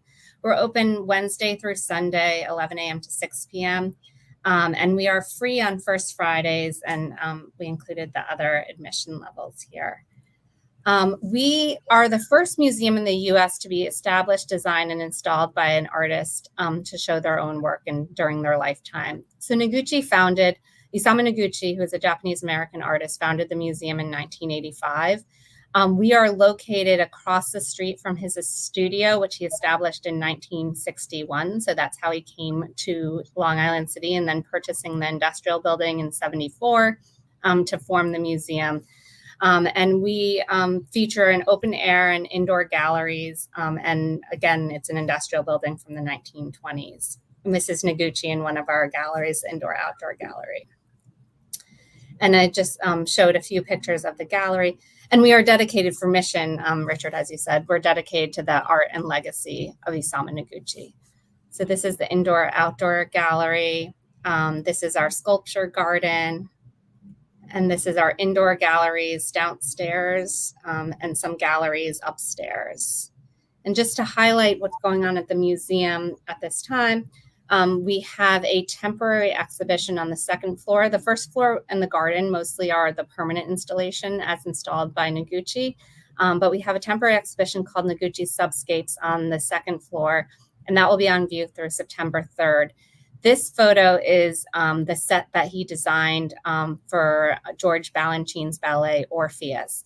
And the exhibition really is a survey of Noguchi's interests in the unseen and the hidden, sort of the under support structures of sculptures or works of art. And this Orpheus kind of shows Orpheus' a descent into the underworld. But it's a really great installation to see, and I hope everyone will stop by to see the exhibition. We also have education programs. I just included the ones that are upcoming for this summer, but we have programs year round. We have Open Studio, which is on July 15th and August 5th. And this is a drop-in education program that has art making in the studio and also educators throughout the museum and for children of all ages. And then Art for Families is for 5 to 11-year-olds. And on July 8th, we'll have our next program and final one for the summer that is presented at the museum. Then we also have, I know Katie's here, a collaboration with Socrates called Socrates and Noguchi Field Guide. Unfortunately, the one from this that was scheduled for this past weekend is being rescheduled, but these are the upcoming dates from July through October. And Noguchi Museum educators are at Socrates and for visitors of all ages. And this just shows some photos from some of the past collaborations in the upcoming programs. And then finally, we are in our 12th year of collaborating with Bang on a Can at concerts at the Noguchi Museum. We just had our first one this past weekend with Tombstar. They're the photo on the top left. And then our upcoming ones, they're on select Sundays in July, August, and September at 4 p.m. The performance. So Thomas Fujiwara Percussion Quartet will perform in July. Azai Air and Matt Evans will perform in August. And then for Living Lovers, Brendan Ross and Samu Takishi will perform in September, on September 24th. So that sort of rounds out our summer programs at the Noguchi Museum. Well, thank you. It's great. And I love the inclusion of the performance and the music, of course. It's been a great partnership. Yes, good. Beautiful. Okay, and did you discuss at all your new facility across the street? Well, we're still in the design phase, so we're still planning on that. So to renovate Noguchi's studio, which is from 1961, as I had mentioned, and to focus on building a collections lab. So hopefully we'll be sharing more information soon. Okay, great. Thank you so much. Okay, Katie. Unmute and go take it away. Hi, okay. We are off to an exciting season at Socrates. We really ramp up our programming in May and it runs all the way through October. And I hope some of you have already gotten to come and see what's happening in the park. Mary Mattingly has an exhibition installation called Ebb of a Spring Tide that opened on May 20th, and it'll be in the park through the end of August. We have a celebration of that work called Lodic Time on August 5th. That'll be an all afternoon party, food, some performances, sort of celebration of the end of the coming end of the exhibit. We also welcomed our new artist fellows for this summer. We have 6 artists who are going to be working in the park all summer long and will exhibit what they have made on site at Socrates on September 30th. The opening will happen, and their work will be up through the winter, all the way through March. It's called the Socrates Annual. And we also are continuing our healthy living programming. That's our weekly programming. We offer yoga, we have meditation, we have dance for kids. that's called Groove NYC. And we have our farmers market every Saturday. I hope you're all familiar with Hell's Gate. They're there every Saturday morning. And Jennifer's already talked about our education programming with Noguchi, which has been really fun. And we were sorry that it got rained out this weekend, but glad that we decided to pause and have the forest bath session happen when it could be appropriately appreciated. Our teenagers from the neighborhood who've been participating in our school year programming called Socrates are going to have their exhibit opening on July 22nd. So come out and see what local youth have been working on with us. Today's artists in training. And the Met Opera is going to be here on Wednesday. Richard, I'd like to think that you arranged this meeting tonight so that everyone could attend on Wednesday. Yes, Met Opera starting at 7. Thank you. We appreciate that. Yes. And you'll see me Wednesday too. Excellent. It's from 7 to 8 p.m. It looks like the weather's going to hold out, so it should be a great evening. And then Gala Getza is on July 30th. That's noon to 6 p.m. That's our Oaxacan festival that we've been doing for many years now in collaboration with Ballet Folklorico. And that is an exciting, fun time. I've never been, but it's all anyone in the office can talk about. So I can't wait to be there. And then we close out the season with our Halloween festival, which I learned is the second largest dog costume contest in New York City, in all of New York City. Not to be missed. So we have a lot of exciting things going on this summer and hope we get to see everybody coming through. You'll notice that as Commissioner Langsam mentioned, the Cubes project, our new office building that's actually going to be our first indoor space inside the park, is in construction. It's happening. You can see it going up. It's a container building designed by the architecture firm Lotec. And that will be occupied and open in the spring of next year. We think it'll be completed in February, but you can watch it under construction because it's rising up above the fences.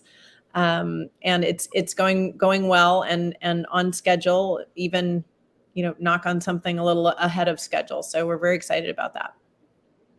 Good, great. As a matter of fact, if I remember correctly, Socrates was the only operating museum during the pandemic, at least in the beginning, because it was outdoors.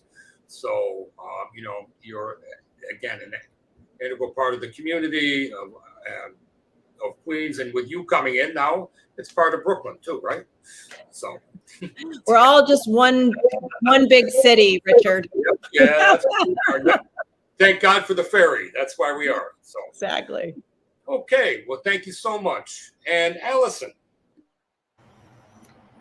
Well, I'm excited about this year. We're going to be ramping up a lot of different projects. I wanted to thank Senator Gonzalez for speaking about introducing, climate policies.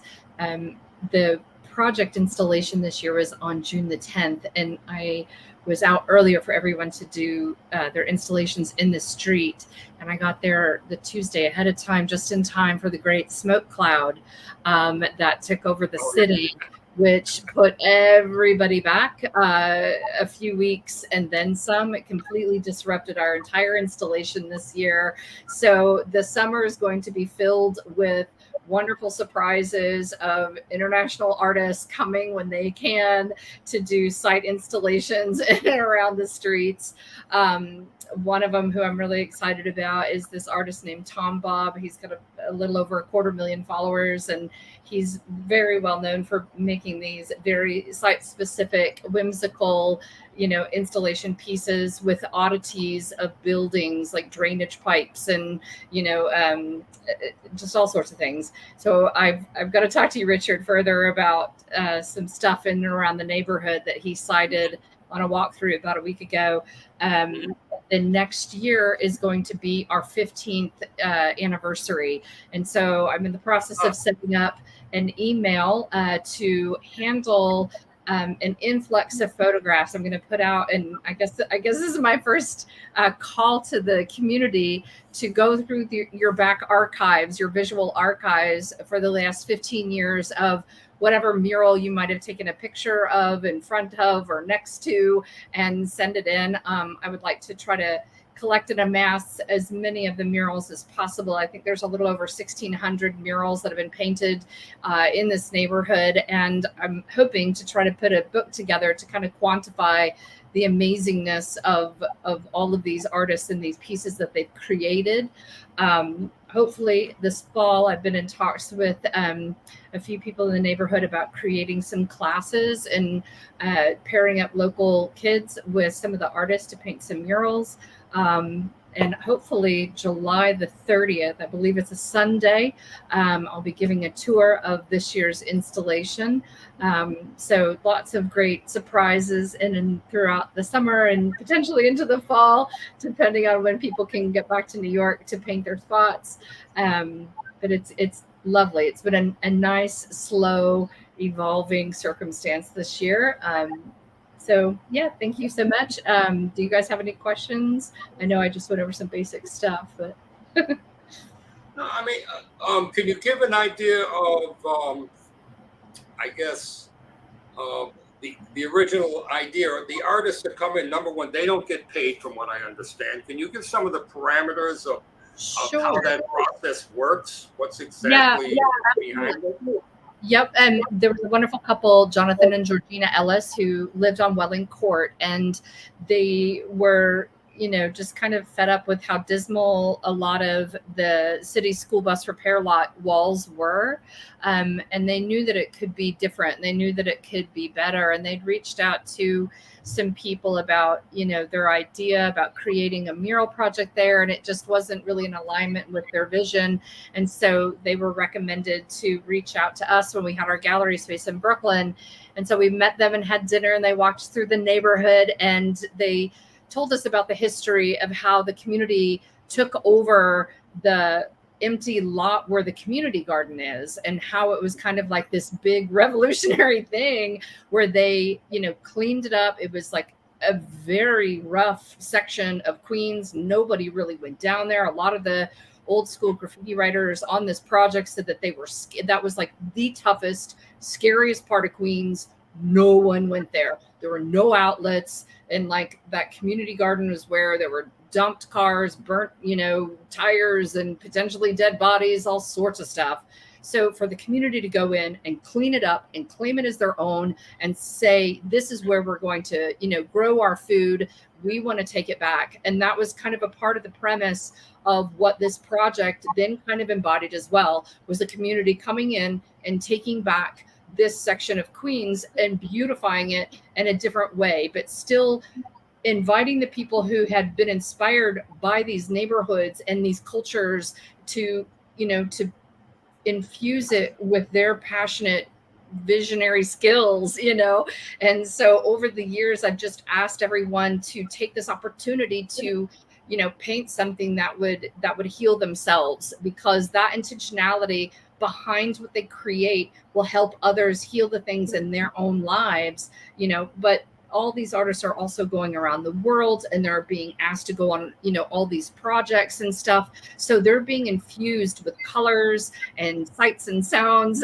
And so they're able to have the freedom on this project because they're not getting paid by somebody to specifically paint something, because typically there's that boundary line in public art where if you're being paid by somebody, at least in the mural art world of things, there's this fine line that they have to dance, that if you're going to get paid, money to paint a mural, it has to be in these colors, it has to have these shapes, or there has to be some kind of element embodied by this sponsoring party. And this is gratefully and miraculously, all of these amazing artists have come together year after year. I mean, it's a decade and a half now, where these people have donated their own time, their paint, their energy to come and do this, and to, paint the things that really mean the most to them. And, it's really quite amazing how this is all kind of synergistically come together. And, yes, there have been ups and downs, like COVID was really rough for us, but we still wanted the neighbors to be inspired. And so I broke things down per block because I didn't want a lot of people showing up. I was worried about the elders on the project getting sick. You know, I didn't want the general public coming out. So this year, finally, there was something that had shifted from last year where everybody felt very free and alive to come out and participate and talk. And we had a DJ, and it was the most wonderful feeling to have that kind of like, we're going to be okay again, you know? And so many people, like, it was beautiful, even though, you know, there's still lots of blank walls. You know, people had massive issues. Like there was, you know, deaths in a lot of people's families, and someone's dog died and like couldn't make it because of the smoke storm. And like, you know, there's all these different things that had come up, but I'm taking more of an empathetic approach to how this year is going and just being there to support them no matter what. You know, there is no deadline, you know, there is no due date, you know, but just to like take care of themselves, number one, you know, like, and so I just want them to continue to kind of embody those messages throughout what they do, you know, so that way we can all look after each other, you know, and just have this, you know, big community aspect of things is just really beautiful and how it's evolved, you know. So, you guys. It's beautiful. It's a beautiful creation. I mean, the entire, what I say is that this entire waterfront area, the metamorphosis from a red line neighborhood with junk strewn, like the old Goodwill playground you're talking about, how it used to be, where Socrates is, used to be just a city land that was just rock filled and rat filled, a dump basically, you know, and how it's transformed itself since then is pretty amazing. And you guys, your institutions, as always, the cultural aspect is always in the forefront. Everything follows from that. So we all applaud what you guys are doing. And, okay. And thank you so much, everybody. Please, I want you to support your institutions, your local institutions. It's extremely important. And, you know, it's just a great time, too. So also, if you need to put your contact information in the chat, that would be great. The website information, if it's not already in there. And again, I'd like to thank everybody. Any other last comments? No, thank you. Thank you for having us. Sure. And for your support. Everybody really soon. Okay. Good. And by the way, are you going to come to the fireworks? If you, Katie, if you're a transplanted historian, even temporarily, you have to come to the fireworks. It's our biggest day of the year. Good. Okay. Thanks, Richard. Okay, thank you. Okay, I'd like to thank everyone. I appreciate everybody attending on this. I'd like to thank again State Senator Kristen Gonzalez, Richard Melnick, our new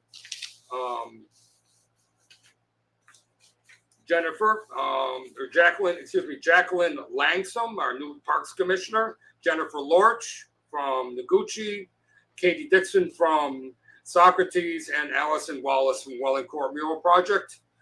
We will be taking the next 2 months off. We'll be back in September. If you have any suggestions, please do not hesitate to ask. Our website, as you know, if you're watching this, you can send us any messages that you want to.